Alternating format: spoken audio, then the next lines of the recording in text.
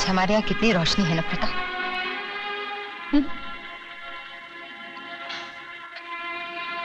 ये कैसा व्यापार है प्रताप? किसने किसको मारा, किसको चलाया, कोई नहीं जानता।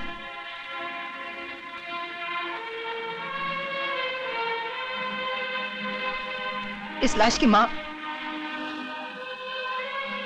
उस लाश की बीवी कहीं रो रही होंगी। उस लाश के बच्चे यतीम हुए होंगे आज।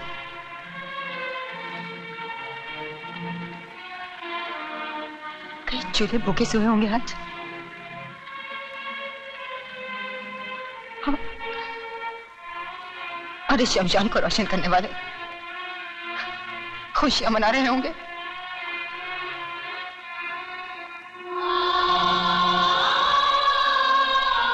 प्रताप, वहां कब्रिस्तान में दफनाने को और यहाँ जलाने को जगह कम है। कतार, कतार, कतार है, कतार, कतार, कतार। जीते जी राशन के लिए कतार, मरने के बाद चलने के लिए कतार। सरकार कल इनका दाम लगाएगी, दाम। अरे आधा जला 50,000, पूरा जला 1 लाख, आज का दाम 15,000, घर जला 25,000। अरे तू हंसता क्यों नहीं? अरे हंसना, अरे जोर जोर से हंसना, तुझे तो हंसने की आदत है ना। यह सिलसिला यहाँ खत्म नहीं होता प्रताप। आज यहाँ हुआ है, कल वहां होगा, परसों कहीं और हम तू कहता था ना, तू कहता था ना ये सोए हुए, सोने दो इन्हें, मत जगाओ, मत जगाओ। ये सो गए हैं प्रताप, इन्हें कोई नहीं जगा सकता, तू भी नहीं, मैं भी नहीं। अरे इनके तो शरीर मरे हैं, तेरी तो आत्मा मर चुकी है। अरे तू क्या जगाएगा अपनी आत्मा को? तू क्या लाएगा अपनी आंखों में क्रांति की चमक? अरे तू क्या लाएगा उन दरिंदों से जिन्होंने हमारियत को खेल खेला है? अरे हंसना प्रताप, हंस प्रताप, हंस। हंस, बहुत दिल कर रहा है तेरी हंसी देखने को। अरे हंस, हंस, अरे जोर जोर से हंस, हंस। अरे हंस प्रताप, तेरे लिए मैं हंसती हूँ, चल मैं हंसती हूँ।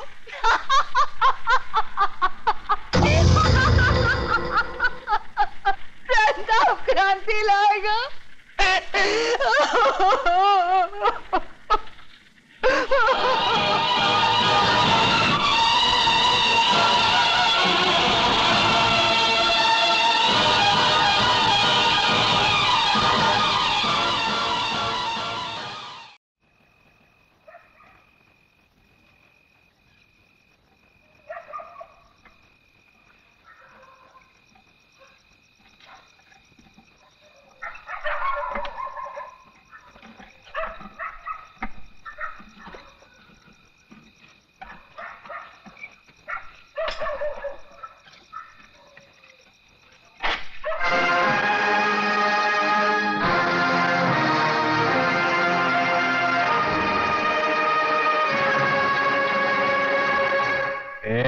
सच सच बता, कौन है तू, हिंदू या मुसलमान?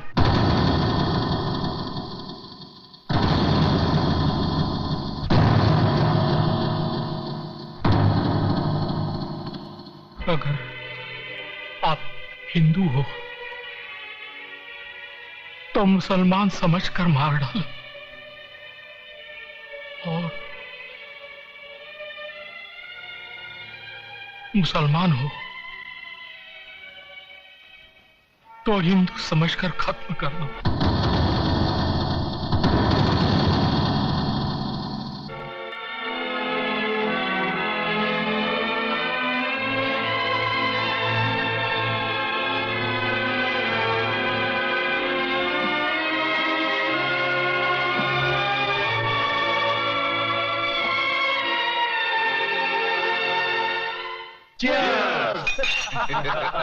बैठो भाई बैठो।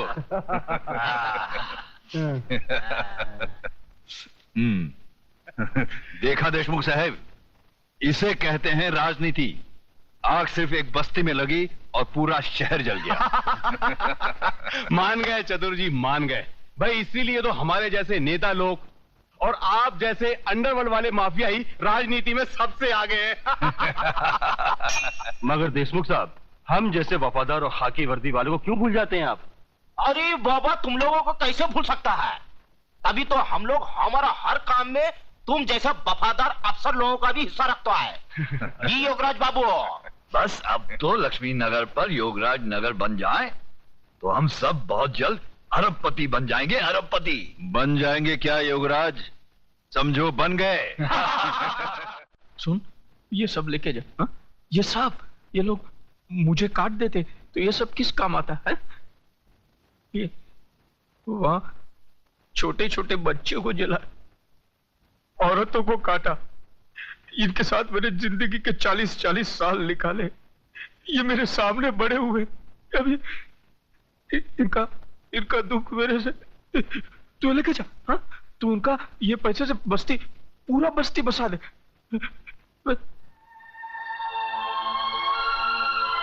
क्या देखा है मुझे? हाँ? क्या देखा है मुझे? लेके जा, लेके जा, सब लेके जा।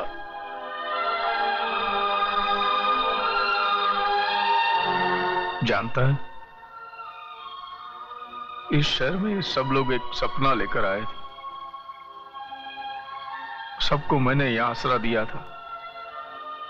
मैंने नहीं पूछा था कि तू हिंदू है कि मुसलमान। किन दरिंदों ने आग लगाई है, इंसानियत जल के राख हो गई।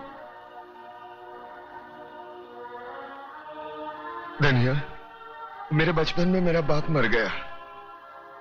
शायद इसलिए बाप बेटे के रिश्ते की मुझे पहचान नहीं थी। चलो, आज वो कमी भी पूरी हो गई। अरे धनिया, तू मेरा बाप है। बाप। मुझे बाप बोला ना तूने? हाँ, तो बड़ा बेटा होने के नाते मुझे एक वचन दे। मैं जिधर भी मरूं ना, मेरी चिता को तू ही आग लगाना। हाँ?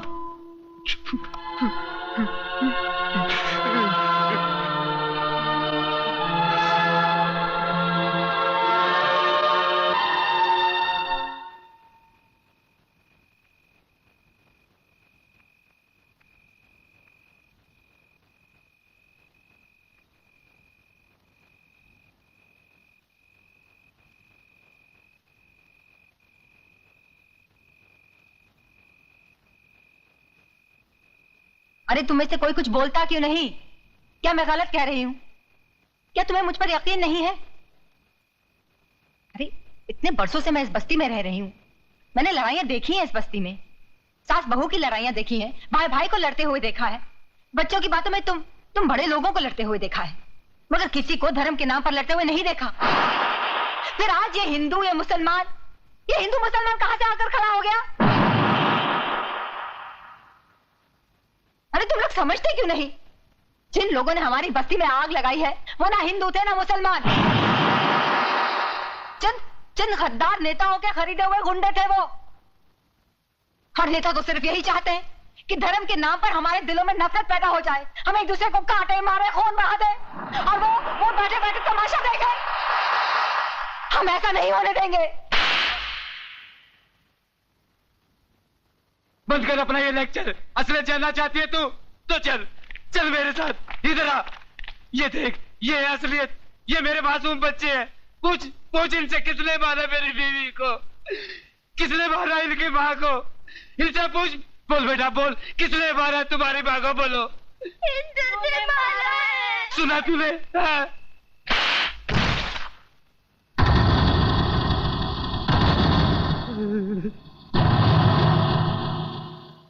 एक बात बता मेरे को, इन मासूमों को हिंदू और मुसलमान के बारे में किसने बताया? तूने? जो अपना नाम नहीं बता सकते उनको अपने मां के कातिल और धर्म के बारे में किसने बताया? तूने? देख इस्माइल, इन मासूमों के दिल में इस बचपन से तू दुश्मनी का बीज बो रहा है। इधर आ, असलियत जानना चाहता है ना? इधर आ। कौन है? कल्याण जी। कल्याण जी भाई हिंदू है ये कौन है? ये कौन है? गंगा भाभी। गंगा भाभी। तुम्हारे बच्चे को कौन पाल रहा है? गंगा भाभी। गंगा भाभी ये हिंदू थे, इनको काय को नहीं काटा? हाँ, इधर आ, असलियत बताता हूं तुझे।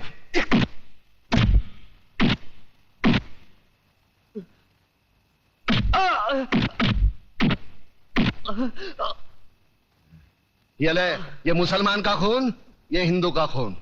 बता, इसमें मुसलमान का कौन सा, हिंदू का कौन सा? बता। साले बनाने वाले ने इसमें फर्क नहीं किया, तू कौन होता है फर्क करने वाला? ये कलम वाली बाई ठीक कहती है, इसकी कड़वी सच्ची बातें तुम्हारे खोपड़ी में नहीं घुसती। किसने किसको मारा? किसने किसको जलाया? साला कल तक हम एक दूसरे के त्योहार में शरीक होते थे, एक दूसरे के सुख दुख बांटते थे। अपने टकले पे गणपति लेके काय को जाता था? पानी में गणपति बाप्पा मोरिया काय को नाचता था? अल्लाहुम्मा सल्ली अला अला सैयदना मौलाना मोहम्मदी व अला आले सैयदना मौलाना मोहम्मदी व बारिक व सल्लीम। ये दुरूद शरीफ मेरे को किसने सिखाया? अब चंद गद्दारों की साजिश में अपने भाईचारे को दफनाना चाहता है। प्रताप, मुझे माफ कर दो, मैं बह गया था प्रताप, मुझे माफ कर दो।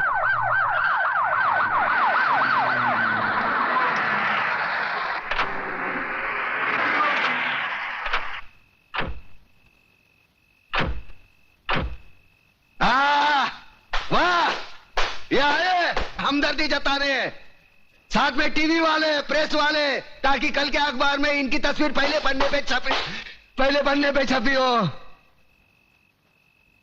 दो बूंद खून का दान करेंगे और अखबार में ऐसा हंगामा मचवाएंगे जैसे गरीबों के लिए इन्होंने अपने खून की नदियां बहाई हो। सारे कुर्सी के लिए अपने बहन बेटी को बेचने वाले जल्लाद लोग है ये। कुछ नहीं, सब ठीक है, सब ठीक है। तुम्हारे नापाक कदम आगे मत बढ़ाओ, तोड़कर तुम्हारे गले में पहना देंगे। आज तुमने राम और अल्लाह को मारने की कोशिश की है, लेकिन एक बात ध्यान में रखना, हम भले ही ऊपर वाले को अलग अलग नाम से पुकारते हैं, लेकिन हमारा धर्म एक है, मजहब एक है, इंसानियत। तुम जैसे पाखंडी लोग धर्म के नाम पर हम लोगों में नफरत का जहर नहीं फैला सकते। ऐसा बात करता है? अरे हम लोग गरीब का मदद के वास्ते आया है। देखिए भाइयों और बहनों, हमारे हृदय में आप लोगों के लिए हमदर्दी है, इसलिए हम यहाँ आए हैं। अरे नहीं चाहिए तुम्हारी हमदर्दी। क्या गरीब लोग को हमारे खिलाफ भड़काता है? ए नो चलबे, ए नो चलबे। अबे ना चलबे की औलाद। अरे देश में, अरे पब्लिक भोग गया है, भागो इधर से।